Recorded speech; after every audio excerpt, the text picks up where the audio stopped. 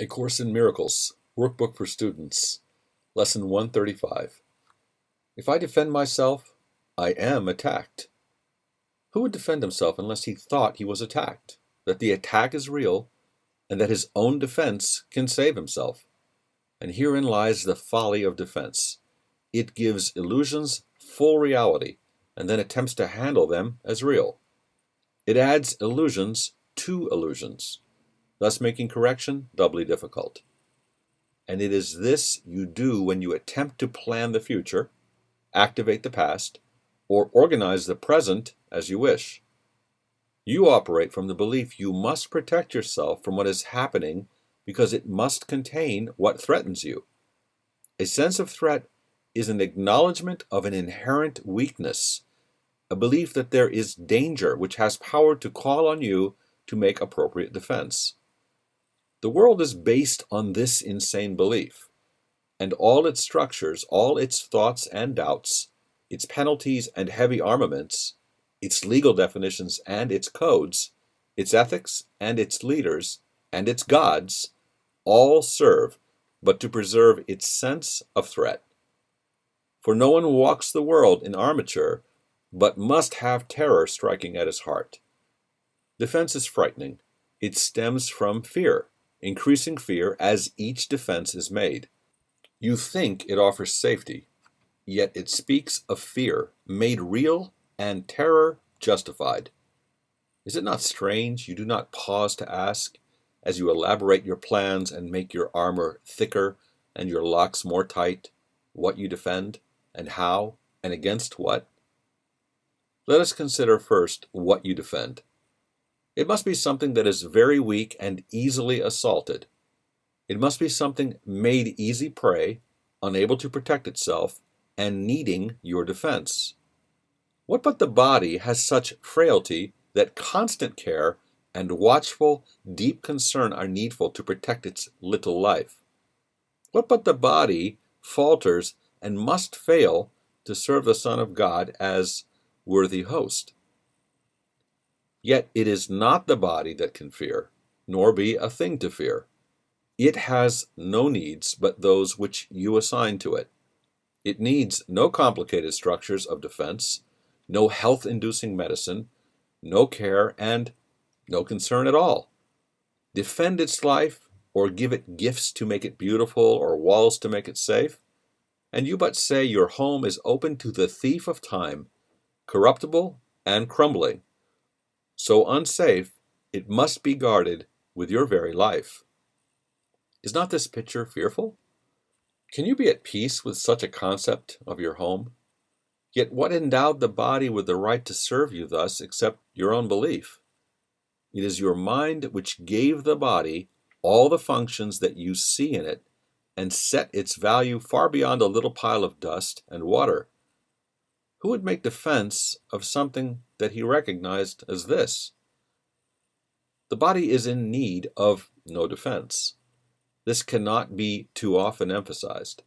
It will be strong and healthy if the mind does not abuse it by assigning it to roles it cannot fill, to purposes beyond its scope, and to exalted aims which it cannot accomplish.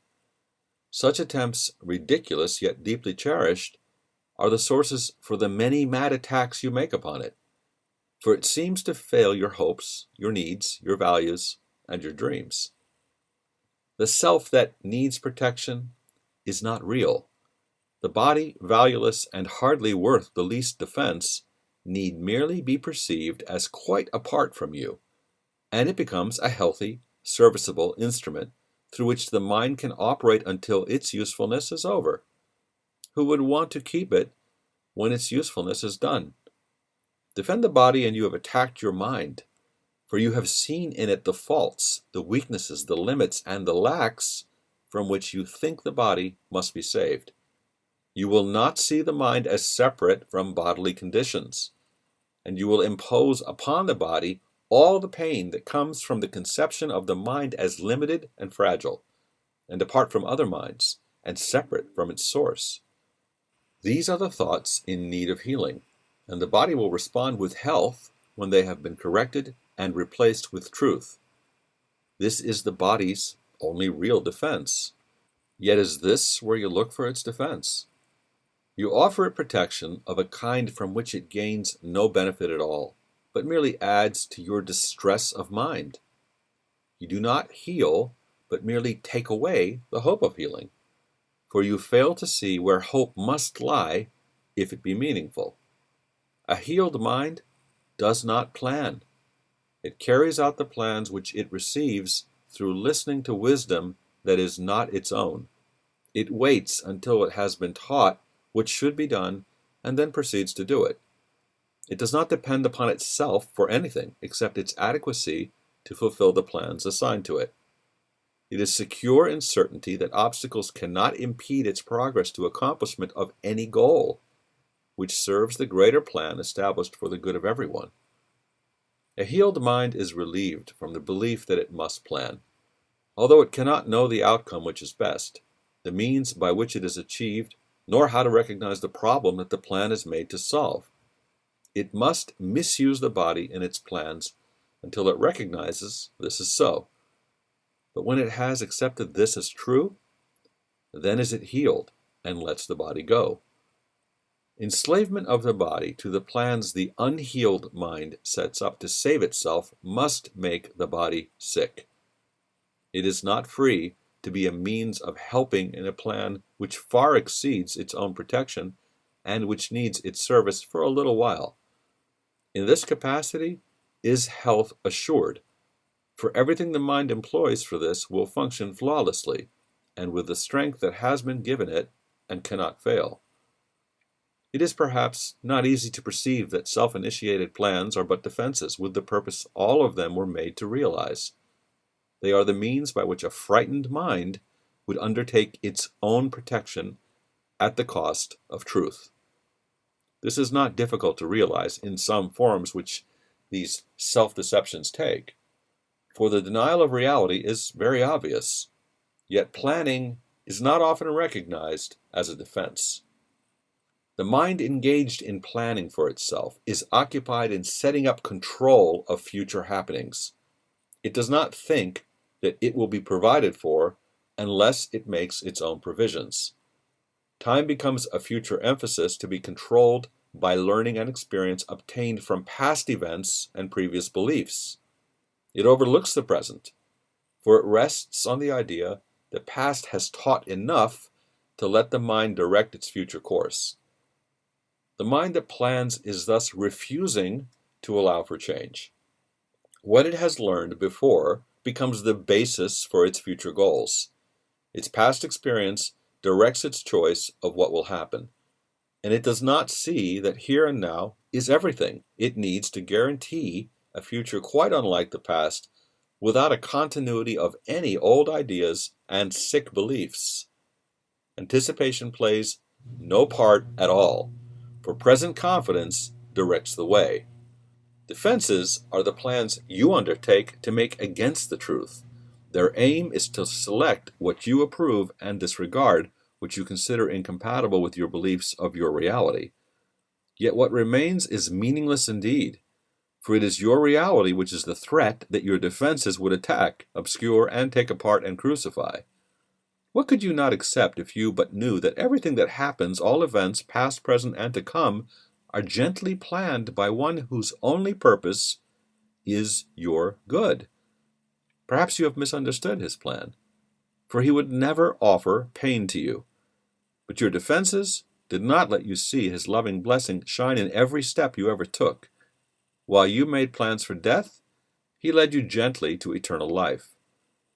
Your present trust in him is the defense which promises a future undisturbed, without a trace of sorrow, and with joy which constantly increases as this life becomes a holy instant, set in time, but heeding only immortality.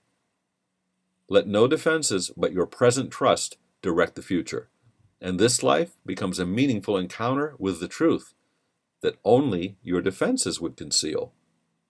Without defenses, you become a light which heaven gratefully acknowledges to be its own, and it will lead you on in ways appointed for your happiness, according to the ancient plan begun when time was born.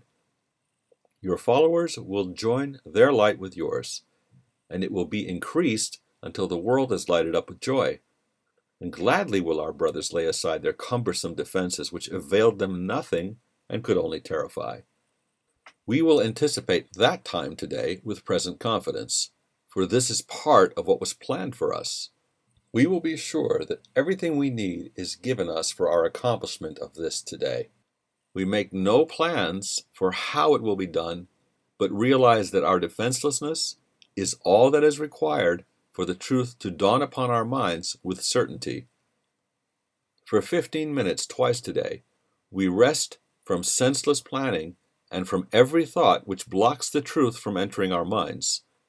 Today we will receive instead of plan, that we may give instead of organize.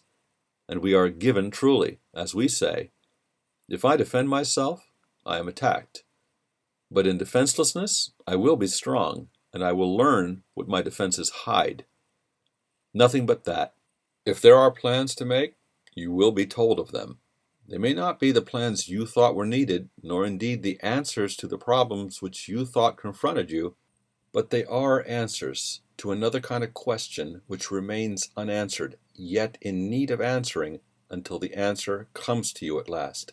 All your defenses have been aimed at not receiving what you will receive today, and in the light and joy of simple truth, you will but wonder why you ever thought that you must be defended from release.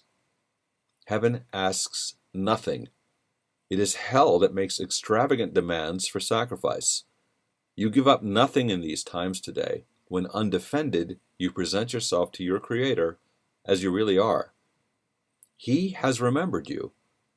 Today we will remember Him, for this is Easter time and your salvation, and you rise again from what was seeming death and hopelessness.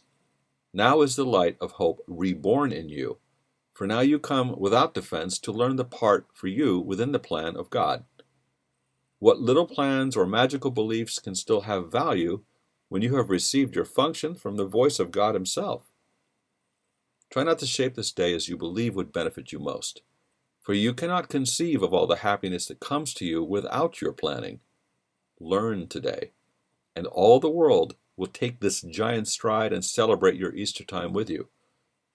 Throughout the day, as foolish little things appear to raise defensiveness in you and tempt you to engage in weaving plans, remind yourself this is a special day for learning, and acknowledge it with this: this is my Easter time, and I would keep it holy.